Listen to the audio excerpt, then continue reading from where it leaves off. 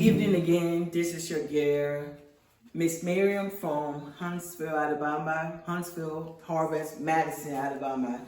One of the hardest city in the nation. Anyway, I promised you all that I was going to come back and explain my cash flow, and I was going to take my time and break each renter down once they were all occupied.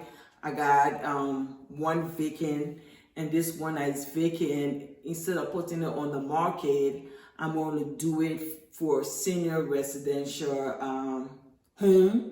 I'm going to put, it's 4-bedroom, 2.5 bath. So I'm going to rent it out to senior citizen and provide all of their care, ADLs, meals and everything.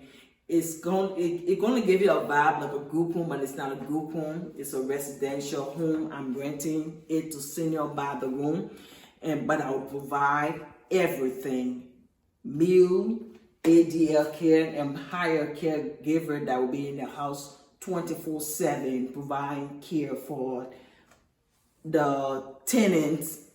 So we're going to start. This is my second rental. The one I bought, this one 280. This was one of the homes that I told you about. I got denied on the loan, but I was able to renegotiate the deal after the denial and got 16 grand off, and it came down to 280.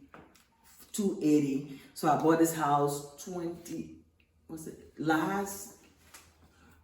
year before last November for $280,000, and I was renting it out for $1950. After a year, I increased it by 50 and went to $2025. But the tenant that were in here, I was able to move them into the newer rental that I just acquired in February.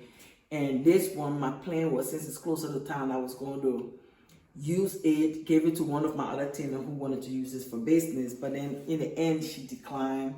She decided to talk me into turning it into senior residential home. So we'll start. I'm going to walk you through, and so you can see some of my setup. I'm not quite done yet. I'm still buying stuff. I don't have any tenant in the house yet. I have not gone live on Facebook. I haven't started marketing, but my plan is to start tomorrow. And then next week will be on it. I've gotten a few leads, but nothing promising yet. So this is the hallway. And I got this furniture off Facebook Marketplace. Got it over there. And then we got, it's too bad, we got stuff there. This is the family room. I don't have much yet, but you don't need a lot when you want to rent out to seniors, because too much furniture can be 4 rigs. It can increase that rigs for 4. So I'm going to have the furniture, limit the amount of furniture I put in here. Hopefully when I get the first thing, I'm going to get a bigger TV. And then I'm going to go to the dining room. Instead of using this as a dining room, I'm not going to use this as a dining room. I'm going to use it as my office. At my primary job, I work remotely. I'm 100% remote. So instead of working from home, I'm going to work here in this office.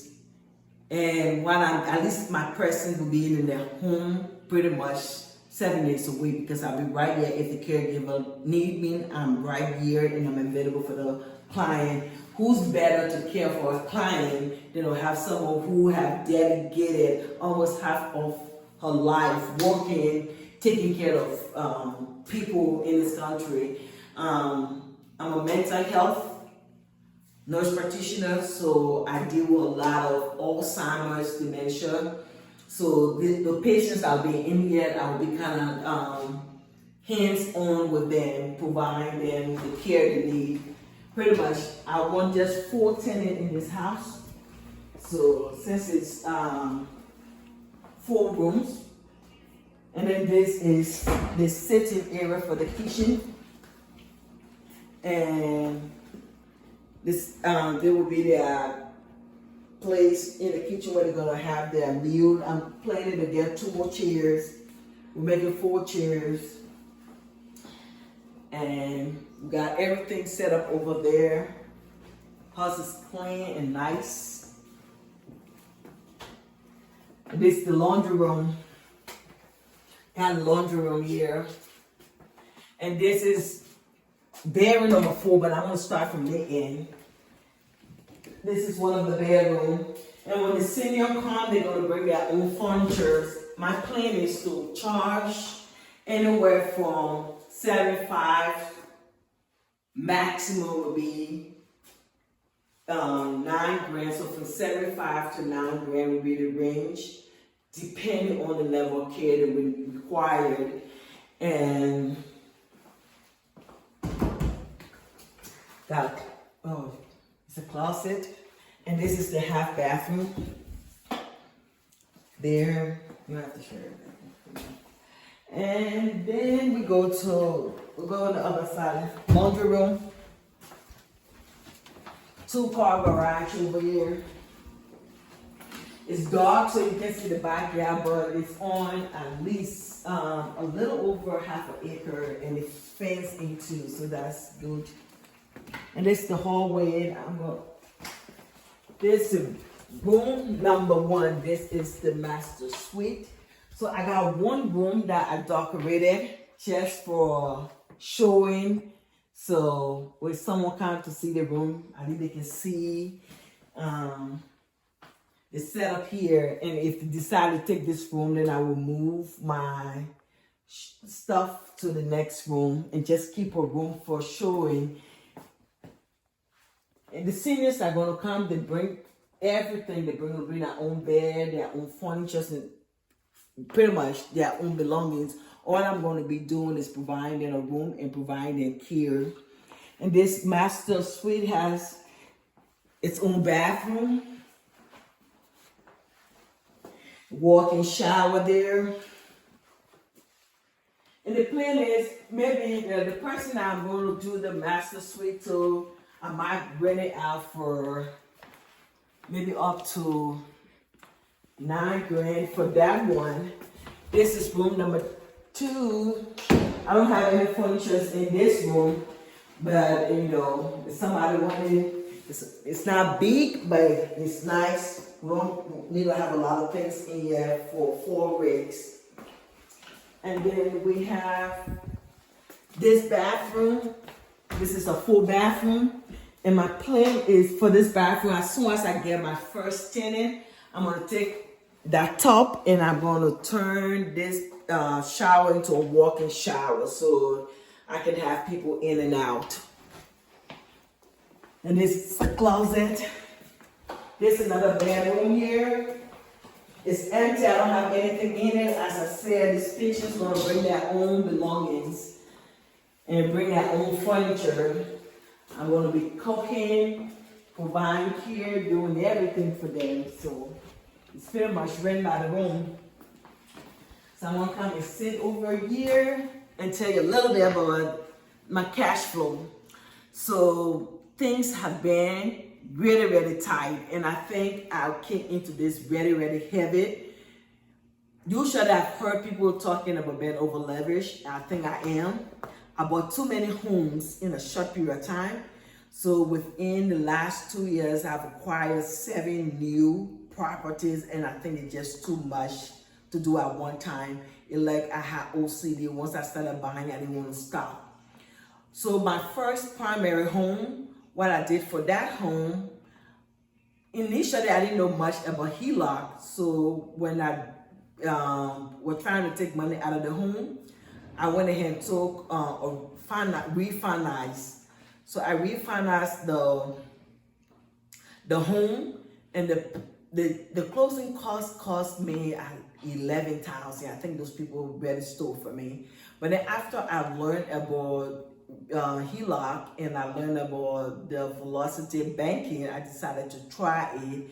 I went back and took a HELOC and paid off the refinance home within the same year. So that home was my first primary home. That home today is rented for $3,500. Initially, I was renting that home for $2,400, but I got around close to $2,700 because the tenant did not pay on time. So the late fee, I got anywhere from $2,650 to $2,700 every month for that home. She rented it for 6 months before she moved to another home. So that home, I was able to turn it into a renter. The payment, I don't have a mortgage on that home. I have a HELOC on that home. And I've already spent, I took $250,000 from that home. I've already spent every penny of that money. So on the $250,000 HELOC, the rate on that HELOC is 8.125. So the mortgage come out, not mortgage, the interest I pay monthly on the HELOC is $1,706 for that home. So $1,706, and I'm getting $3,500 for rent for that home. So you minus $1,706, so 15, so 2,000, no, take two, 1,008, 1,792. So it's like 1,792. That's cash flow on that home. And that's pretty much renter number one. So renter number three, this home, I'm going to go to renter number two in the next video. This home, my plan is the residential care. I'm opening a LLC that will rent the house to the patient. This house, I'm going to rent it so my real estate business, the plan is to rent it out for $4,000. So this home was bought for $280. The rate on this home is very, very high. The interest rate is like 8.325. At that time, the market was hot and the interest rate was very, very high. I put $80,000 down for a down payment on this house. So I financed $200,000. On the $200,000, the mortgage initially was $1,744, but insurance and taxes went up a little bit, so now the mortgage is $1,775. So when I was renting it out to the previous tenant, they were paying $25, so you minus 17 to $375, so it was like $250 profit. But that tenant never paid on time too, so I got additional $175 for late fee monthly added to that. But now I don't have a tenant in this house, so for that reason I have to pay the mortgage on this house. It went up, I think, in January.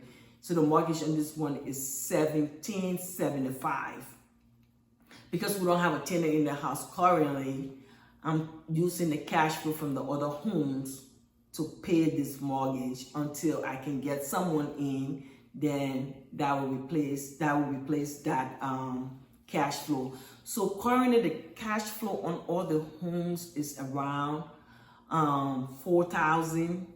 If you take away the $1,775, I'm left with $2,225 after I paid all of my bills. For this home,